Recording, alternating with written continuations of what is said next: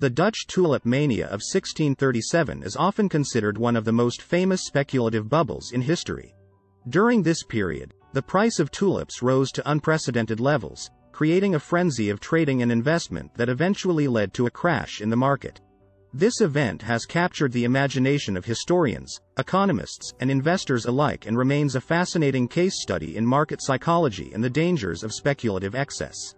Tulips were first introduced to Europe from the Ottoman Empire in the mid-16th century and quickly became popular as a luxury item among the wealthy.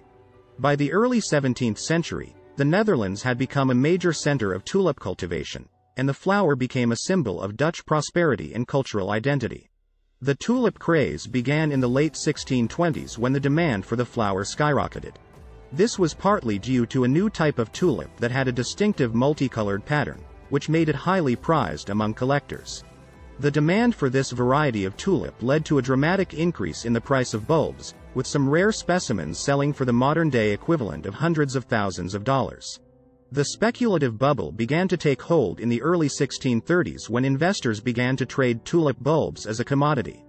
Tulip futures contracts were sold, which allowed investors to buy the right to purchase a certain number of bulbs at a future date for a set price. As demand for the bulbs grew, so did the price of the futures contracts, creating a lucrative investment opportunity for those who got in early. The frenzy surrounding tulips soon spread beyond the wealthy elite, with ordinary citizens investing their life savings in tulip bulbs in the hope of striking it rich. Prices continued to rise throughout 1636 and early 1637, with some rare bulbs selling for astronomical sums. At the height of the mania, some investors were reportedly trading their entire fortunes for a single bulb. The crash came in February 1637 when investors began to realize that the prices being paid for tulips were completely unsustainable. Panic selling set in, and prices plummeted, leaving many investors bankrupt. The Dutch government attempted to intervene by nullifying futures contracts, but the damage had already been done. The tulip market collapsed, and many who had invested heavily in the bulb trade were left ruined.